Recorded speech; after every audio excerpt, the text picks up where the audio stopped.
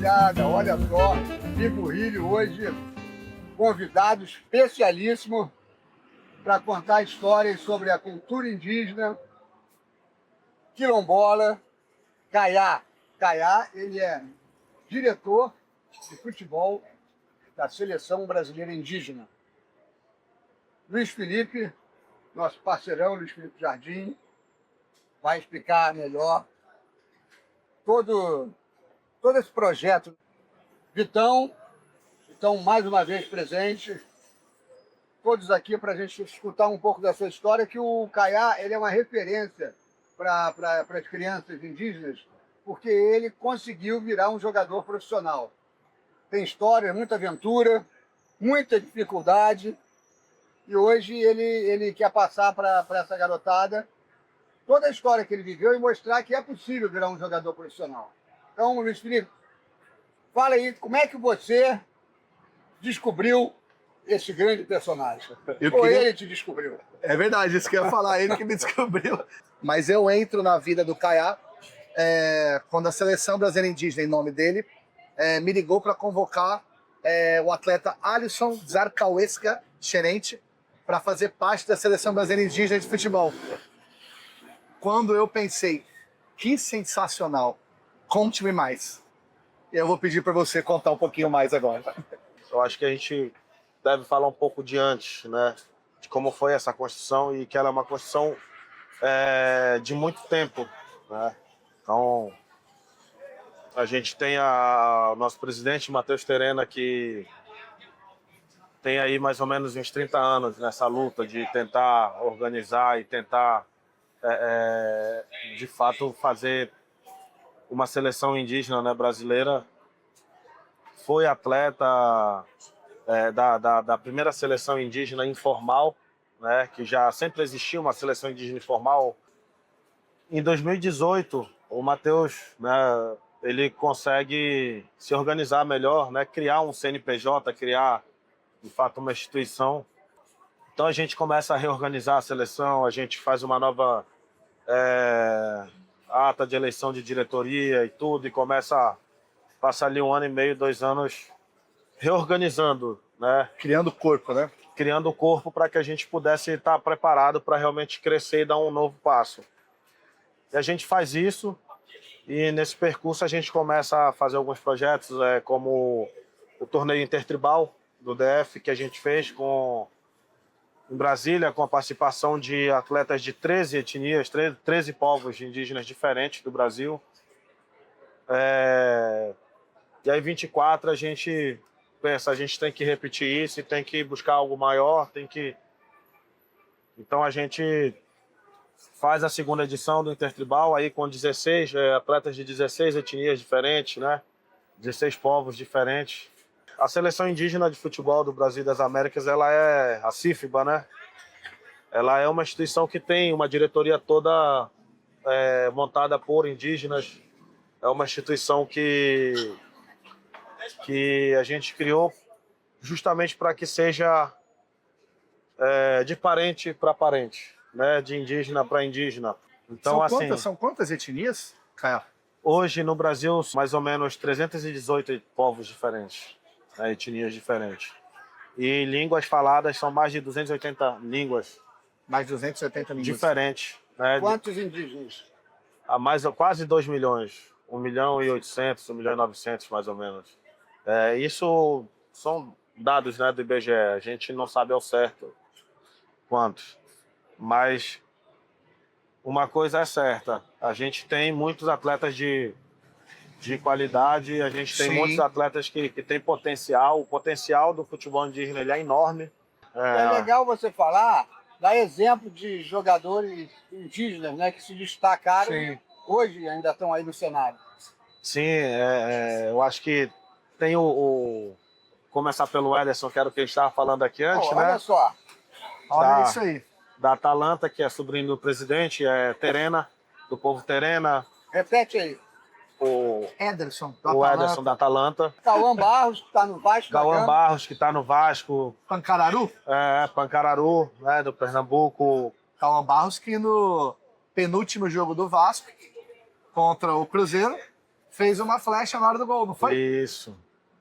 E assim, Em outros países, tem Luiz Dias, que é indígena da Colômbia, que está hoje no Bayern, né? E eu acho essa história sensacional, né? Quando a gente conversou sobre isso, quando a gente estava por telefone ainda conversando, Sim. se conhecendo, isso é legal de falar que o cara me falou, já teve uma Copa América, que foi que ele citou mais cedo aqui, que Paraguai foi campeão em cima da Colômbia. Em 2015. Em 2015, e a Colômbia teve um artilheiro que até então não jogava no time profissional. E jogava pela seleção colombiana indígena. E esse cara foi artilheiro da competição em 2015, gente. A gente está falando de 11 anos atrás. Esse cara simplesmente, Luiz Dias. Que hoje, centroavante do Bayern Munique, faz a dobradinha ali com o Harry Kane. É um dos grandes exemplos, né? De como o atleta indígena, ele é um ser humano como qualquer outro. Exato.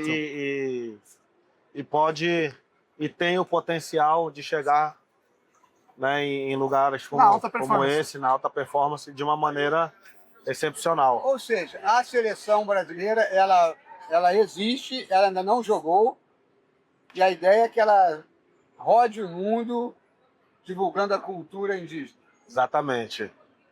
De maneira formal, após a formalização, né, da seleção indígena, a gente ainda não fez nenhum amistoso, nenhum jogo e tudo. A gente está organizando isso agora para a gente fazer o mais rápido possível. E existe uma ideia, né, do presidente da FIFA, né? Sim, ele já disse de fazer uma competição de povos originários, né? Cara, a gente estava conversando hoje mais cedo um pouco, né? Já pensou que legal? Os Vikings jogando contra a seleção brasileira indígena. São os povos originários pelos países, né? Isso é um intuito futuro, então quanto mais cedo tiver organizado, né, cara? Quanto mais cedo tiver estruturado, mais rápido isso vai acontecer. Sim. Eu acho interessante falar, dentro disso que o Sérgio estava dizendo, de que a seleção ainda não jogou, mas a CIFMA, enquanto confederação, já realizou torneios. Isso. Ela já vem promovendo o esporte indígena, oficialmente desde 2018, como você disse. E nós tivemos agora recente, o time foi lá visitar, o trabalho que foi realizado magnífico em Belo Horizonte, que foi o Gol pelo Clima. Eu queria que você falasse um pouquinho, porque nós ficamos ali torcendo juntos e tinha tempo que eu não vi o Brava tanto num gol. Achei sensacional. O torneio Gol pelo Clima, que foi a última competição que a gente fez, foi uma competição pensada para fazer o futebol indígena no estado de Minas acontecer de uma maneira mais integrada entre os povos indígenas do estado de Minas, e a gente quer rodar isso para todas as regiões, né, ano após ano. E ele vem com esse nome, o Gol pelo Clima, pensando justamente em usar o esporte, o futebol, como uma ferramenta para a gente parar e refletir sobre a questão da crise climática hoje, né? Que tanto nos afeta, que a cada dia está mais quente onde era frio, cada dia está mais frio onde era calor, e toda essa mudança, essa confusão climática que tem nos afetado, né? Ela vem com outros objetivos também, que é a gente mapear os times do estado de Minas, né? Os times indígenas do estado de Minas, para que a gente já comece a organizar ligas para montar a Federação Mineira de Futebol Indígena, né? E atrelar ela depois na criação da confederação. E já tem atraído celebridade, né? E o Ronaldinho topou ser o nosso embaixador, né? E tem até trilha sonora. A gente tem a trilha sonora, acho que o Luiz pode falar e depois eu complemento sobre isso, porque Sim, o Luiz fez essa aproximação com a Alok, né? Sim. Com o Instituto Alok, com o Bascar, com... Isso. Enfim. Bascar é um outro que no meio da caminhada acabou se tornando um grande amigo. Já era amigo de vocês muito próximo ali, através do Alok, né?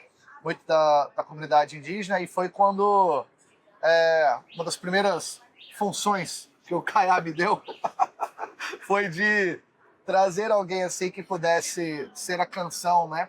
Junto em parceria, evidentemente, com os indígenas. Foi quando veio a opção de trazer o Alok junto, que tem um álbum desenvolvido em parceria com as etnias, com os povos indígenas, que é o The Future's Ancestral, e uma das músicas, a Campo do Vento, que é realizada junto com os Cariri Chocós, correto? Isso. Cariri Chocó, que tem o cântico deles, que eu acho sensacional, e eu já pensei isso com 80 mil pessoas gritando no estádio.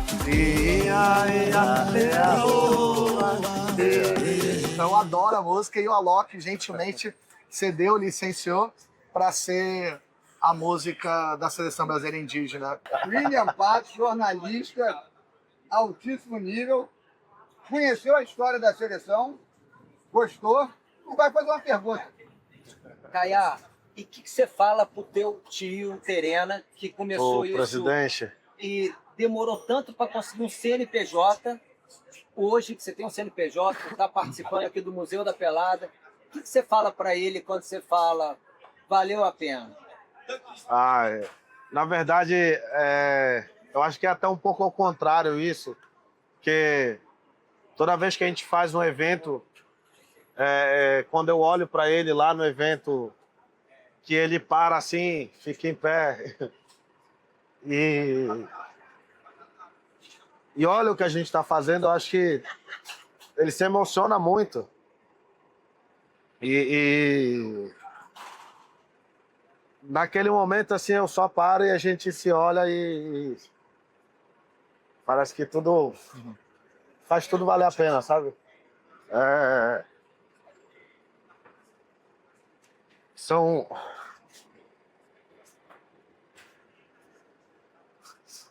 Eu acho que são pequenos passos ainda. O que a gente tem para trabalhar é muito grande, é gigante e eu tenho certeza que a gente vai conseguir. E é um momento que não precisa falar nada, né?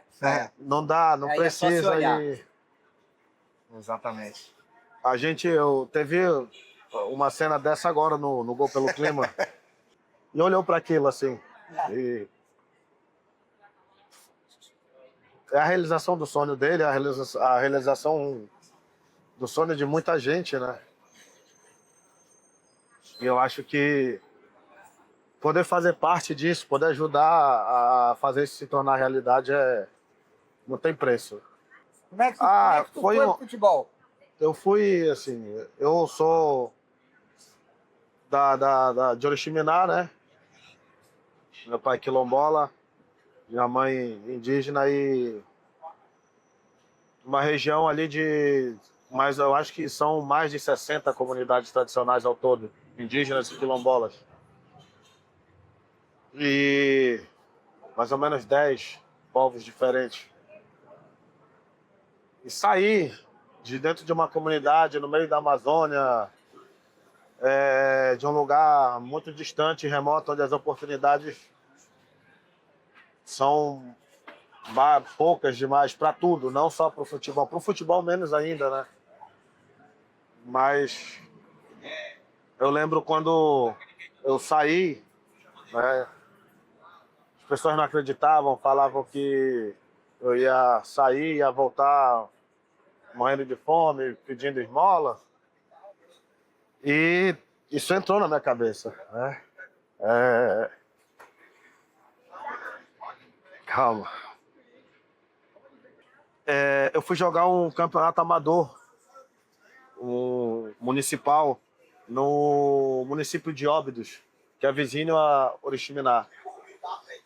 E aí lá, os dois atacantes do time eram eu e o meu pai, no Vila Nova de Óbidos. E aí o seu Miltinho, que era torcedor desse time, senhorzinho já. E aí na final desse campeonato municipal, ele me chamou e falou assim: tu tem vontade de ser jogador?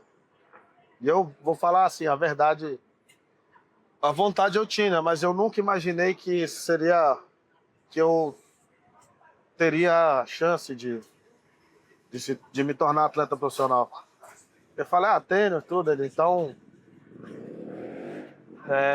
tu vai tal dia para Óbidos, tu vai para Santarém, tu vai entrar no barco. Quando chegar lá, vai ter alguém do clube esperando para pagar a tua passagem e te levar para o alojamento do clube. Tu vai fazer um teste. Tá. E aí eu fui. Meu pai brigou comigo, minha família, todo mundo E eu coloquei na minha cabeça que eu ia voltar só quando desse certo. Lá foi onde eu fui aprendendo a me moldar um pouco com relação à parte tática e tudo, mas eu era bem falho na parte tática, né? Era muito driblador, tinha muita velocidade, muita força física, marcava como ninguém, mas tecnicamente, taticamente, eu era bem inferior aos outros profissionais, né? E aí eu não continuei no São Raimundo, me dispensaram.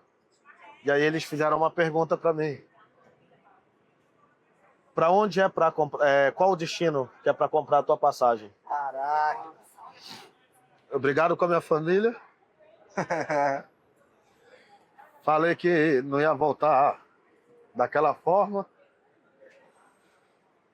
Olhei para eles, nunca tinha saído do norte, do Pará. Falei, quero pro Rio de Janeiro. E aí vim pro Rio de Janeiro Um ônibus. sem conhecer ninguém, dormindo em cima da mochila. Fiquei um tempo na casa de um conhecido aqui que fazia trabalho lá na minha terra, como pesquisador e tudo, que era da UF, né, da Universidade Federal Fluminense. E aí chegou um dia que ele falou, ó, não consigo mais ficar contigo aqui, precisa arrumar um lugar para tu morar.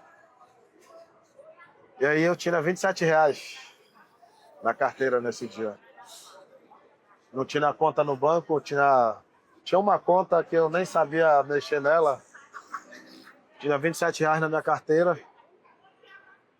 E aí eu pensei, agora acabou. Agora eu vou voltar para minha casa, para minha terra e vai ser do jeito que eles falaram que seria. Mas antes de eu voltar, eu vou conhecer Copacabana, porque passa nas novelas, eu nunca vi, então eu vou lá.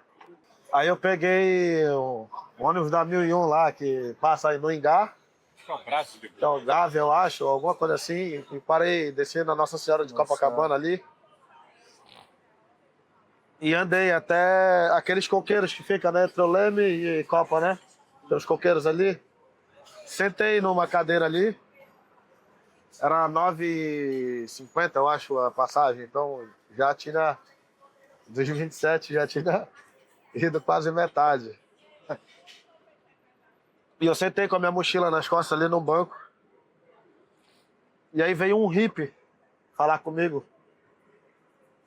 É quando ele veio falar comigo porque ele ouviu meu sotaque e ele identificou que eu sou paraense. E aí ele também era paraense. Aí veio conversar comigo e falou, pô, tá fazendo o que aí? Eu falei, cara, não sei. Não sei o que eu tô fazendo. Não sei pra onde eu vou, não tenho como voltar pra minha terra. Não consegui o que eu queria aqui. E ele virou pra mim e falou assim, olha, tu não tem onde dormir, né? Eu falei, não. Debaixo da praia ficava a barraca que ele dormia. Ele falou, aquela barraca ali é minha, ó. Sou maluco de BR, que é como ele se chama. Eu dormo dentro da minha barraca e eu durmo fora. Eu tô acostumado já com a rua e tudo. Tu sabe fazer artesanato? Falei, sei. Falei, então vamos fazer artesanato junto, a gente vai vendendo, vai comendo e juntando dinheiro pra tua passagem. Passei 45 dias dormindo na praia, dentro da barraca dele, parazinho. E aí, nesse dia, no último dia, passou um cara que estudou comigo lá no Pará. Que isso. Tava fazendo direito aqui, tinha de família que tem condições, o Klaus. Tinha condição melhor do que a minha e tudo, e falou, tá fazendo o que aqui? Eu, puta merda, hein? Não sei se pode chamar a palavra. O cara vai ligar pra todo mundo lá e vai falar que eu tô morando na rua aqui. Falar, vim atrás de futebol e tudo, mas não consegui, agora eu tô tentando juntar dinheiro pra voltar. Falou, não, tá maluco, tá doido, tu joga muito e tal, pô, me conhece desde quando eu fui estudar na Rede Pitágoras lá, que eu ganhei bolsa, né, integral. Falou, tu não vai voltar não, eu moro aqui em Copacabana, aqui, Eu moro aqui no Rio, aqui. Mora eu e minha irmã, Tamara. Vai morar com a gente. Ligou pra ela, ó. Tamara, o Caia tá aqui, tá precisando de lugar pra ficar, ele vai ficar com a gente. Do que eu comer, tu come, do que eu beber, tu bebe, pra onde eu for, tu vai. E era um cara assim, que eu não gostava dele, ele não gostava muito de mim, a gente brigava na época da escola. E aí cresce essas diferenças, exatamente. passam a ser nada, né? Exatamente. E aí pegou e falou, tem um amigo empresário aqui, ele ligou pra ele, ô, Henry, sabe aquele moleque que eu te falei, porra, lá do Pará, que se ele viesse pra cá, com certeza tu ia querer pegar ele pra ser teu atleta? Falou, sei, tá, pô, tá aqui comigo, tá na minha casa. Aí falou, pô, tem uma pelada dos meus atletas toda terça. Leva ele lá, se ele for bom, eu assino um contrato com ele lá. E a gente foi pra essa pelada, e chegou lá, 10 minutos de pelada, ele saiu, entrou no carro, foi embora. Falei, pô, o maluco não gostou. Foi embora e tal. Aí acabou a pelada, eu continuei lá brincando a pelada e tudo. Acabou a pelada e um cara já começou a fazer fogo, acender a churrasqueira. Aí o Cláudio falou, pô, vamos tomar um refrigerante, uma cerveja aqui e tal, e conversar um pouco. Aí eu falei, pô, Cláudio, o cara foi embora, ó. Não gostou. Não, pô, calma aí. Aí passou um tempo e voltou. Ó, moleque, lê isso aqui e assina. Vou ganhar dinheiro pra caralho contigo. Lê e assina essa porra. Aí eu, porra, vou ler o quê, né? A cabeça... Tava morando na praia, encontrei o Flávio, o cara falou que ia levar o contrato pra eu assinar lá se ele gostasse. Achei que o cara tinha ido embora e voltou com o contrato. Só virei as páginas ali, aqui, vambora. E aí me botou lá no Bom Sucesso pra fazer um teste, a gente conseguiu, fiquei lá no Bom 500 moleques pra fazer teste, ficamos 5 desses. Aí fui embora. Futebol virou minha vida, minha carreira. Acho que salvou a minha vida. E falei que eu não queria contar essa porra. Quais foram os Barcelona que você jogou?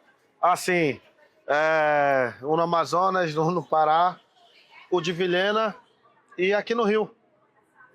Que foi onde eu parei de jogar mesmo, Onde né? o Thiago Silva foi descoberto, o Barcelona. Isso, foi onde eu parei de jogar, foi dele. Então, lista aí os times que você jogou. Se eu não me engano, foi no dia 5 de janeiro de 2021. Lista os times que você jogou. Todos? São Raimundo. Porra. Tigres, Bom Sucesso, muitos. Porra, Lin, Kuala Lumpur. Kuala Lumpur foi o primeiro que você foi fora do Brasil? Segundo. Porra, Brasileirinho, a Seve no Goiás, Aparecidense, Macapá, São Raimundo. Porra, são muitos. Os 4 Barcelonas. Os 4 Barcelonas. E fora do Brasil? Aileen, tem na lista do Kuala Lumpur, né? Você conseguiu voltar no seu lugar, no seu território, cumprindo o que você tinha prometido a você mesmo. Consegui, assim, hoje é engraçado, né, voltar lá, porque toda vez que eu volto, a recepção é outra, é um sinônimo de exemplo, as pessoas têm como a referência de algo que deu certo. Inclusive essa história aqui eles nunca ouviram, eles não sabem o que eu passei. Vão ouvir agora. Tá de brincadeira. Valeu, rapaziada. Mais uma aqui no Vivo Rio, hein?